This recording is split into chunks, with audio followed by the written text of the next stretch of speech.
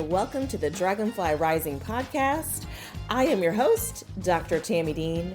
Thank you for joining me today as we continue to work together to make a difference. Let's explore how we can use our voice today.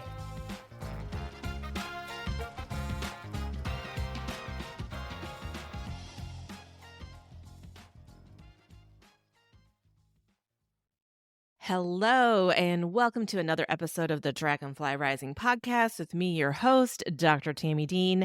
I am so excited for our episode today. Today is going to be our 2023 recap. As you may know, we launched the podcast at the very end of July, so 5 months into 2023, and I'm so excited about the work we've been able to do and the information we've been able to share with you, the listeners, around equity in education and highlighting some of the amazing things that educators around the country are doing. So if you hadn't taken a peek at Instagram, one, why not? Please head over and give me a like and a follow and share that with your friends over on Instagram at Dragonfly Rising LLC. But so excited about, again, what we've accomplished. The Dragonfly Rising podcast is now being listened to in 5 different countries. Super excited about that. I feel like that's a huge accomplishment in just the 10 episodes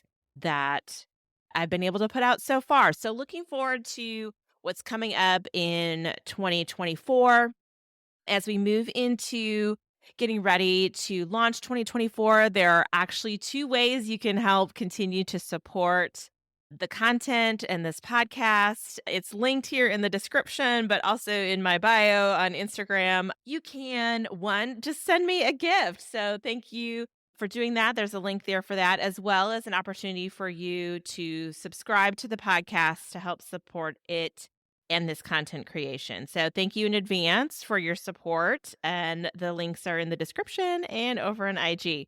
But getting back to the purpose of today's episode. So today we're going to take just a look back over the last 5 months with the content that I've been able to share with you all, and to share a few clips to highlight those top 3 episodes. So coming in at number 1 is the episode that I was able to record with Dr. Gabrielle Wallace. Shout out to Gabrielle. She is now a doctor from the time that we first recorded her podcast to now. So the culture responsive leadership episode, Gabrielle really spent some time sharing with us the importance of culturally responsive leadership. And her work centers around, critical reflection, organizational change, and making considerations for how we show up and bring those assets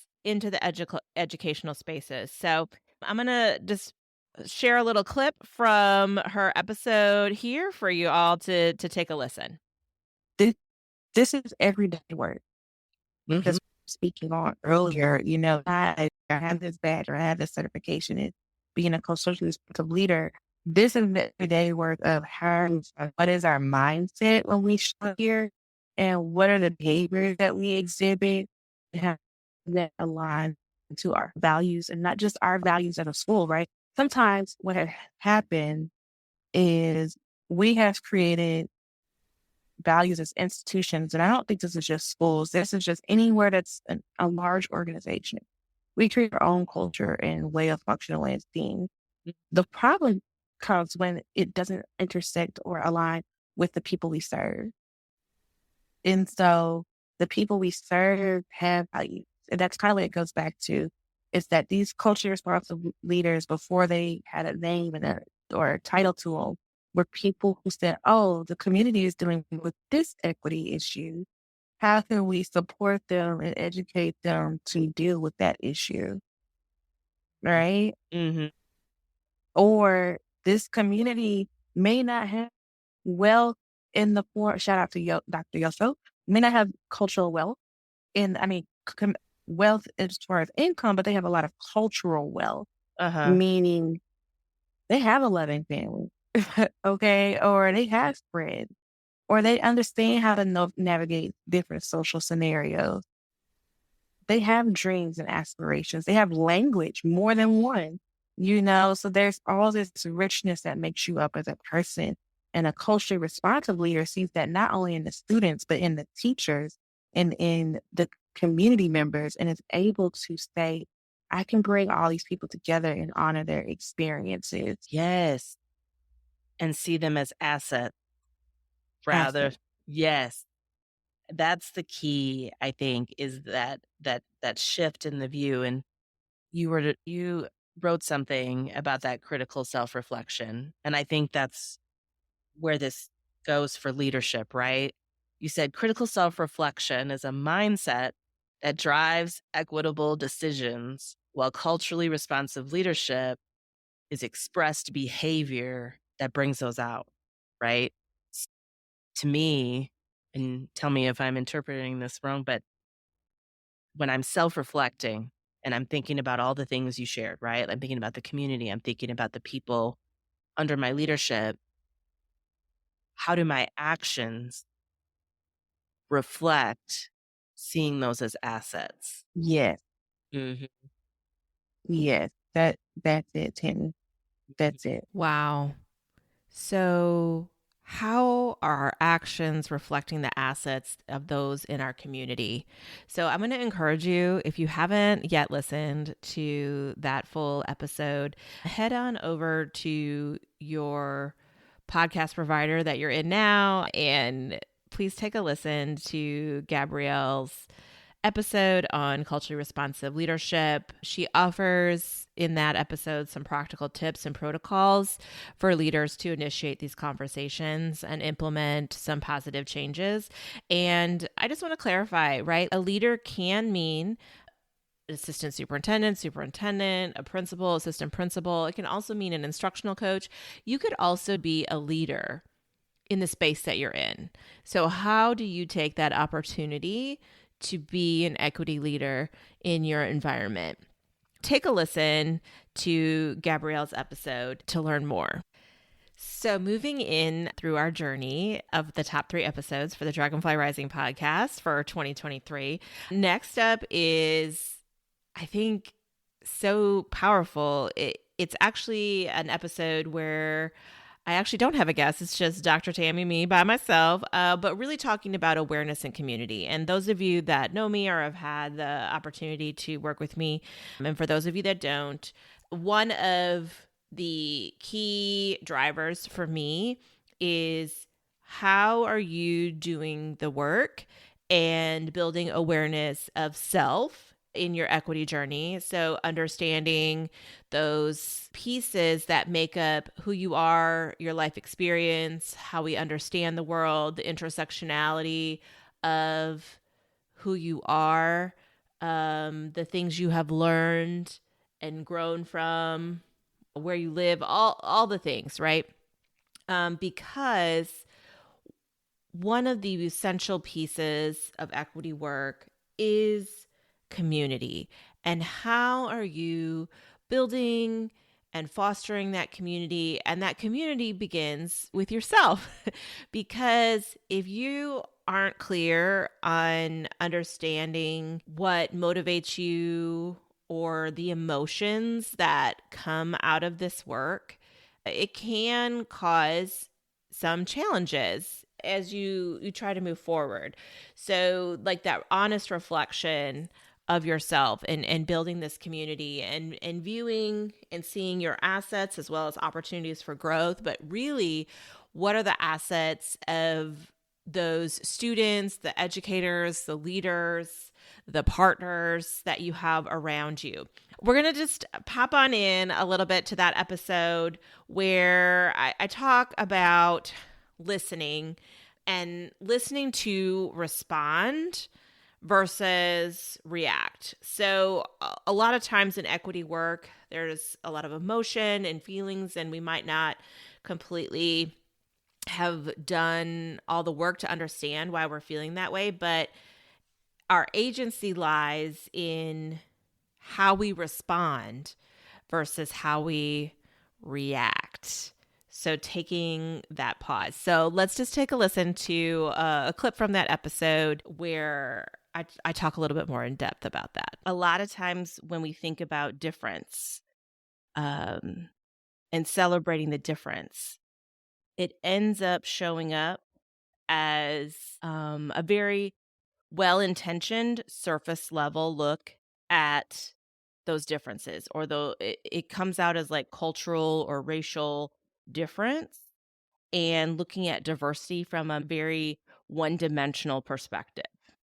So that diversity equals, what is the racial makeup of the students in front of me or the educators in front of me? What is the cultural difference connect to that? What is the socioeconomics difference, associated with that? But really, part of the way to shift to thinking about experience and diversity as asset and valuing and honoring those ways of knowing the world and being in the world, and then therefore learning in the world, is being able to see diversity as multidimensional. There is not a one piece part of diversity, because if you think about yourself, you are a multi-layered person. You have a variety of components and experiences and connections that make you who you are. And so, as we're thinking about building and fostering an equitable and socially just learning space, or if you're a leader, a working space for your educators who can therefore help build this for students, right? That means coming and building relationship and showing up as your true and authentic self. And part of being able to show up as your true and authentic self is starting at the beginning with an awareness of you and yourself and who you are. So, just like if you are in a friendship or a romantic relationship, right? Those relationships are better and stronger when you have an awareness of yourself. And that means what you've experienced, what you haven't experienced, how you see yourself, how the world sees you. And, a lot of times those two things don't match: how you see yourself and how the world sees you, or what is true about you and who you are. Right. And, I can pause and just give an example here is, I mentioned this in a little bit in my, Meet Dr. Tami, is, I grew up in the 90s. I mean, well, I don't want to say grew up. I mean, I did. 80s, 90s, I'm a Gen Xer. I think I already said that. But what I'm going with this here is how to quote unquote categorize me has been a challenge for my whole life. Like, I've heard a lot of, I don't know what you are, I know you're something. Or assumptions were made about what that quote unquote something is or was at the time. And so for me, how I identified myself was very different from what the world saw and still sees like that. I wish I could say I don't still hear that. I do. I just heard it again the other week, right? And then there's surprise about it because, and to be fair, as humans, part of what we do is we try to categorize and group people, things to make sense of our world. That's part of how we make sense of our world. So in some ways it makes sense that happens. But I am in a place where I am very strong and confident and aware of my own experiences, the intersectionality of those experiences, and how that leads to how I interact with others in this equity space or just in any relationship. So if you're finding that you are in an earlier part of your journey and you're like, where do I even start? And I'm going to say, start with yourself.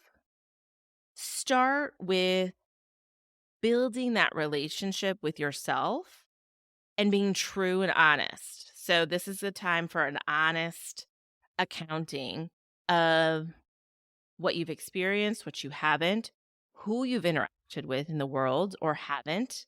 When you do interact with various cultural or racial groups or genders or people of uh, differing sexual orientation than you, whatever the group might be or the experience might be, what happens? What is your experience? What are your thoughts? And part of this exercise is to build this awareness around yourself and what you've experienced and what you haven't, to identify where you have opportunities to grow. But it also builds opportunities for you to identify your triggers. So, one of the things that keeps coming up or will come up as we engage in this work is there's a lot of feeling and emotion associated with a lot of equity work. And learning to know and understand your emotional triggers and to begin to self reflect and investigate the why behind those triggers and those feelings um, is going to be key to being able to take a moment and pause and reflect and respond versus react. And so those things then allow you to be more comfortable engaging in the work because you have an awareness. And then you can start to build an awareness and build opportunity to engage with the students you work with the teachers you work with in authentic ways. Wow. So my question / challenge for you all is to reflect on as we move and get ready to move into 2024 and the second semester of the school year here in the next week or so. If you're listening to this December 31st or nearby, is how are you building awareness and using that as an opportunity to engage with others? So just be thinking about that. Also, be looking for some new content I'm going to be dropping on my website and on my IG page around this topic to help support you with that process and doing that work. So be on the lookout for those things. So I love when serendipitous things happen. And so moving into our the number 3 slot for our top 3 episodes this year was the Cultivating Minds episode that I recorded with Kelly. And Kelly is a high school teacher in Bloomington, Illinois. And how appropriate that her episode focuses on exactly that, building community with students and bringing in diverse texts that reflect the experience, that look at history from multiple perspectives.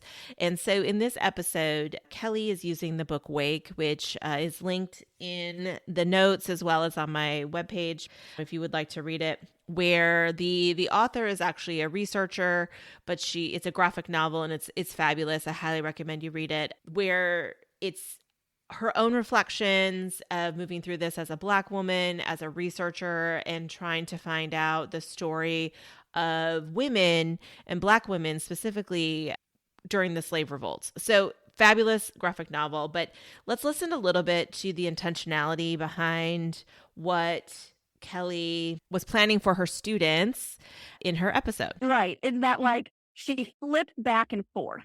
So, like, every other chapter is like one chapter about these women-led slave revolts that she's researched. And then the next chapter is about like her experience in researching it and how she's struggling as a historian, as a female historian, attempting to find documentation. Like, there's this one whole chapter where she talks about I can't remember. It's like a bank in London where she wanted to go and get these like primary documents that she thought would Yes. help her write this research. And the bank is just straight up like, no, we do not give documents. We It are was not. Lloyd's of London, right? Wasn't it? Yes, Yes, yes. that's what it was. And they were like, nope, we're not giving you anything. Obviously, in this institution is attempting to hide their past involved with slavery. It's why they're refusing to give her these documents. But I really like it for my students, and particularly in a dual credit class, because they're not only going to see these amazing stories of women-led slave revolts, but they're also going to see the challenges that historians can face in finding these documents, which can really answer the question like, okay, why are women missing? Like, why don't we have these stories? Where are they and how can we find them? And then also just like sometimes the inability to do so, the sad truth that we have institutions that are trying to hide these stories. And I'm hoping it leads to great conversations about how do we get around that? What is it actually like to study history? Yeah. Yeah, yeah. I do think that's something that's so compelling. I know there was multiple pieces like Mhm. that Lloyd's of London, like how they were basically insuring the slaves on the Yeah. slave ship, right? And Yeah. so this powerful idea, and we see this in lots of places in America and American Mhm. history, and especially in this climate right now, right? Where we're trying to deny the events that happened Absolutely. and took place, right? And so I think that's interesting, right? Because this is our ancestral connection back to Mhm. England and the colonies Mhm. and all those things. And they're trying to hide what they were involved in. And like, let the truth be the truth. And I think that's the biggest thing when we talk about, and you can tell me what you think about this, when I think about like equity and social justice, to me, it's like, Mhm. let's focus on the truth. Like, it's not, we can't apply today's evaluation or expectation or social cultural norms to what happened doesn't make it right. Yeah. But at the same time, like ignoring it, we're doomed to repeat our history, right? We're not going to really be able to think about the systems and structures that exist and how to make them better. Because if we can't go back and look at the Right. history, then how do we know how to make it different, right? And so I Absolutely. don't know. I don't know. Absolutely. What do you think about that? I mean, I'm curious. I guess kind of similarly, something that has been kind of a struggle, kind of frustrating for me in our current climate, especially I'm a history teacher, so that has Right. been interesting over the last 2 or 3 years. Something that really frustrates me and some of these examples of like trying to hide these stories and limit what teachers can talk about in the classroom and kind of limit, specific groups of people being talked about. Something that really frustrates me is I look at my classroom and I'm like, but this story applies to maybe 75% of the students in here. So it's Mhm. just very frustrating when we're choosing what we can teach versus what we can't. But there's students in the classroom that but that is their history, but that Right. does apply to them. But that is what like their past is about. So why is one group of students allowed to hear a story that relates to them and another group of students isn't? I don't particularly understand. And obviously that argument is oftentimes coming from people not in a classroom. But I don't understand how we do the mental gymnastics to make that decision. Yeah. So, Yeah. no, you are never going to bring every single thing in. So you really need to look at your student population and what is going to drive like their inquiry and their engagement. And I find 9 times out of 10 that when I make the choice of, okay, like this lesson, I'm going to make sure that I talk about women-led slave revolt. Those are always the lessons that hit it out of the park because my students immediately attach to that and immediately want to know more. So I have never, ever, ever regretted being like, all right, I guess I'm going to put writing a paragraph on the back burner for this one day, and we're going to talk about this specific topic instead. I have never regretted that. I just think, especially young teachers, like it is going to feel overwhelming and it is going to feel like you're expected to do everything. You also have some choice, though. And I Yeah. always think that going for the DEI approach always works. Amazing work, Kelly. I am so excited to let you all know that we're going to be doing a follow-up episode with Kelly coming up in 2024. In this episode, she was talking about her plans for her students in this dual credit class. And so we're going to follow up with her and find out how it actually played out, reflections on what she's done, and what she might recommend for you all in the future. So really excited about that. So I just really want to thank all of my podcast guests this past year in 2023. The podcast wouldn't exist without you. You guys are amazing. And of course, wouldn't exist without you, the listeners. I'm very excited and in the process of planning for 2024. And so if you're an educator listening to this and you are engaging with equity work, I would love to have an opportunity to chat with you. Please reach out on the link in my bio to contact me. Would love to have you on a future episode. And educators and friends of the podcast, if you know an educator, K-12 or higher ed, that is doing some amazing things with equity, please reach out and connect us. I would love to have them on the podcast. I am looking to celebrate all things equity that our educators and my educator colleagues are doing out in the world and in the space, and to let you know that you are not alone and there is someone else trying to work through and move through this process just like you. Please reach out with questions you may have. I'm looking to put together an episode where I literally address the questions you have around equity and education. So thank you so much for a fabulous 2023. Looking forward to continuing to engage with you all with some new and exciting content and resources and tools for you in 2024. So remember to use your voice and think about, how are you using your voice today? Thank you so much. This wraps up another episode of the Dragonfly Rising Podcast with me, your host, Dr. Tami Dean. Thank you so much for joining us. And remember that action is always greater than inaction. How will you use your voice today?